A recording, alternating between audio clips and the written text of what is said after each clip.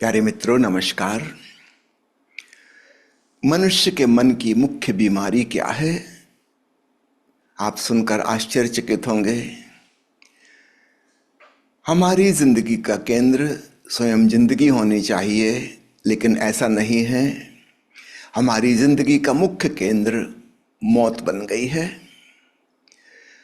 मनुष्य जाति के इतिहास को उठा के देखें, किसी भी देश का, किसी भी जाति का इतिहास, उसमें सिवाय युद्धों के वर्णन के और कुछ ना मिलेगा। ऐसा लगता है कि हमारा होना बस मरने मारने के लिए है। कितना रक्तपात हम कर दें, कितना खून खराबा कर दें, हमारे मन में जीवन के प्रति प्रेम और आदर नहीं है। ये हमारी मुख्य मानसिक बीमारी है। हम मृत्यु उन्मुख हैं। होना तो चाहिए था जीवन उन्मुख। मैंने सुना है सेकेंड वर्ल्ड वॉर के बाद ईश्वर बहुत निराश हो गया।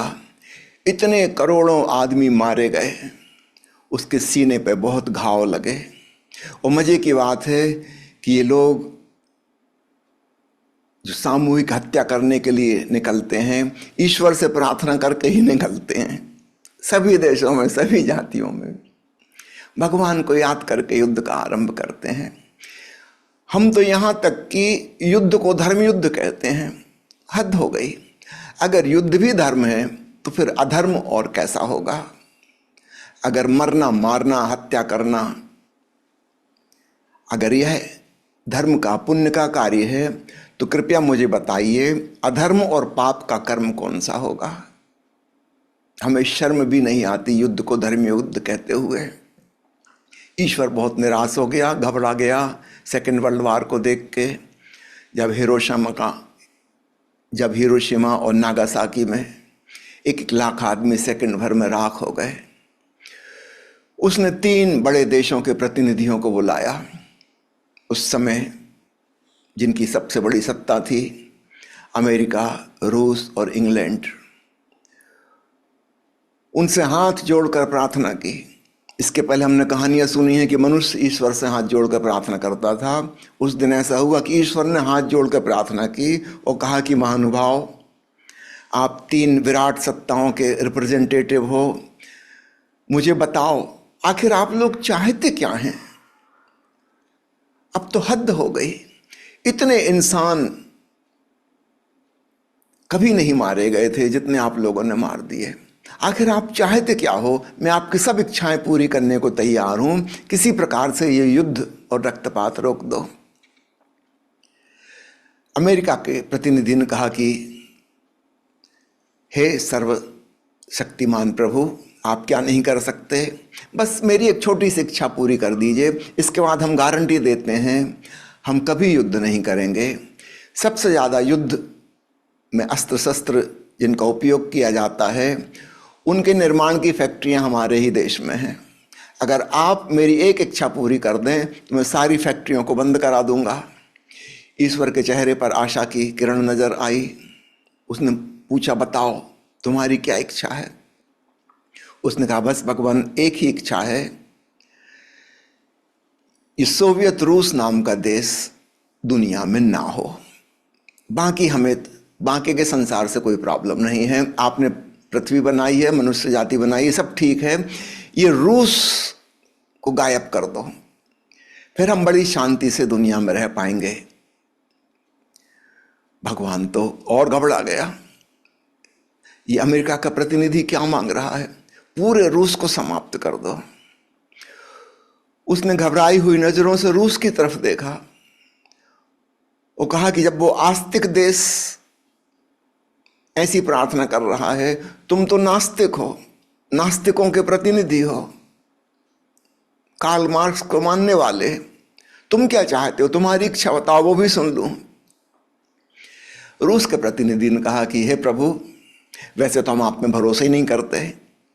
हमने तो कितने साल हो गए सब मंदिर, मस्जिद, चर्च हटा दिए, कम्युनिस्ट पार्टी के दफ्तर वहां खोल लिए हैं, आपके शास्त्र और ग्रंथ हमने सब जला दिए हैं, नष्ट कर दिए हैं। हमें तो आप पे विश्वास ही नहीं है। मुझे तो ऐसा लग रहा है कि मैं कोई सपना देख रहा हूं कि आपने हमको बुलाया है परलोक में। जरूर ये सपना ही होगा, सच हो ही नहीं सकता, हम आपको मानते ही नहीं हैं, फिर भी चलो सपने में ही सही। अगर आप हो और आप में शक्ति है, ताकत है कुछ करने की, एक छोटा सा काम कर दीजिए। हम ज़्यादा इच्छा नहीं कर रहे हैं। दुनिया का नक्शा बड़ा प्यारा है, विभिन्न देशों के अलग अलग रंग हैं, उसमें सुंदर हैं सभी। केवल एक अमेरिका का नक्शा नहीं होना चाहिए। बाकी पृथ्वी पर सब कुछ हो, हमें कोई आपत्ति नहीं है। आप इतना कर दें कि नक्शे में से अमेरिका वाला हिस्सा आप गायब कर दें। वहाँ पर जो आपकी मर्जी, रेगिस्तान बना दें, जंगल बना दें, पहाड़ बना दें, नदियाँ बना दें, समुंदर लहराने लगे, हमें कोई आपत्ति नहीं। बस फिर देखना आप धरती पर स्वर्ग उतर आएगा। और अगर आपने ऐसा कर दिया, मैं आपको आश्वासन देता हूँ कि मैं जाके अपने देश के लोगों को समझाऊंगा, फिर से मंदिर, मस्जिद, चर्च का निर्माण करेंगे हम, फिर सिनेगाग और गुरुद्वारे बनवा देंगे, आपकी मूर्ति प्रतिष्ठित कर देंगे, आपके शास्त्रों ग्रंथों की पूजा करने लगेंगे। अगर आपने एक उपकार कर दिया, हम भी आप पे एक उपकार करेंगे, फिर से आपकी इज्जत हो जाएगी, आस्तिकता का प्रचार प्रसार कर देंगे। भगवान तो और घबरा गया। उसने बड़ी नर्वसनेस के साथ ग्रेट ब्रिटेन के प्रतिनिधि की तरफ देखा। वो कहा कि तुमसे आशा है, तुम्हारी पुरानी संस्कृति है, पुरानी सभ्यता है, आदि से ज्यादा दुनिया पे तुम्हारा राज्य है, कम से कम तुम तो कोई ऐसी बात मांग लो जिसमें दुनिया में शांति हो सके। ऐसा क्या किया जा सकता है? इंग्लैंड के प्रतिनिधि ने कहा कि भगवान आप निराश ना हो, मैं आपसे कोई बड़ी बात नहीं मांगूंगा, छोटी सी बात मांगूंगा, एकदम दुनिया में शांति का साम्राज्य हो जाएगा। और मैं आपको आश्वासन देता हूं, अभी आधी दुनिया पे हमारा राज्य है, अगर आपने मेरी इच्छा पूरी कर दी तो पूरी धरती पर हमारा ही राज्य होगा। वो जो भारत के ऋषि सपना देखते रहे वसुधैव कुटुंबकम का, वो हो जाएगा। सारी दुनिया में एक राजा, एक रानी, एक शासन, एक ब्यूरोक्रेसी सिस्टम। वो देश विदेश के विभाजन मिट जाएंगे, पासपोर्ट, वीसा इत्यादि की कोई जरूरत नहीं बचेगी। भगवान के चेहरे पर पुनः प्रसन्नता की लहर आने लगी। इंग्लैंड के प्रतिनिधि की बात सुन के उसने कहा, ये तो बताओ तुम चाहते क्या हो? उसने कहा, मैं अलग से कुछ चाहता ही नहीं हूं। मेरे ये इन दो मित्रों ने, अमेरिका और रूस वालों ने जो मांगा है, आप इन दोनों की इच्छा एक साथ पूरी कर दीजिए, बस मेरी अपनी कोई इच्छा ही नहीं है।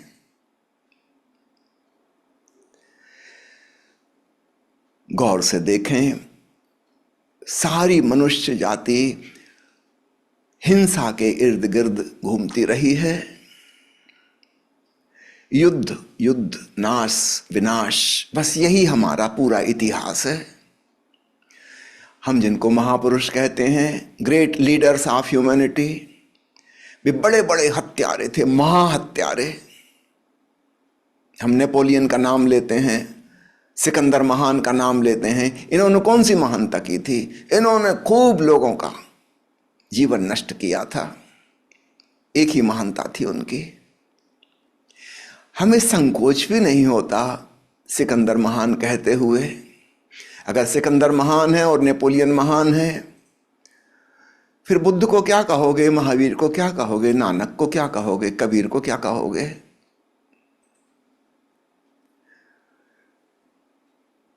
जागो, चौंको। और यह जो मृत्यु उन्मुख हमारी पूरी जिंदगी हो गई है, हिंसा के इर्द गिर्द घूमती हुई, जैसे हमको एक ही काम है करने जैसा, बस मार काट। चाहे हम खुद शहीद हो जाएं, हम उसके लिए भी तैयार हैं। हमारे मन में शहीदों का भी सम्मान है, जिंदा आदमी का सम्मान नहीं है। कोई व्यक्ति मर जाए, उसके बारे में लोग फिर बुरी बात नहीं कहते, अच्छी बात कहते हैं। मृत्यु का हमारे मन में बड़ा आदर है, जीवन का आदर नहीं है। जीवित आदमी की प्रशंसा हम कर ही नहीं सकते। मैंने सुना है मुल्ला नसरुद्दीन काफी दिनों बाद भ्रमण करके अपने गांव वापस लौटा था।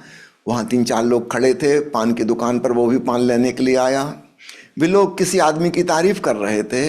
नसरुद्दीन ने पूछा, अरे उनकी डेथ कब हो गई? किसी की तारीफ हो रही है, इसका मतलब पक्का है मर चुका होगा। जिंदा आदमी की तो हम तारीफ कर ही नहीं सकते, मुर्दे की हम तारीफ करते हैं। शहीद का हमारे मन में सम्मान है, जीवन का नहीं मृत्यु का आदर है। मैं इसे कहता हूँ मनुष्य की बड़ी से बड़ी मानसिक बीमारी। अगर हम इसके प्रति जाग जाएं तो स्वास्थ्य की ओर पहला कदम उठना हमारा शुरू होता है। धन्यवाद।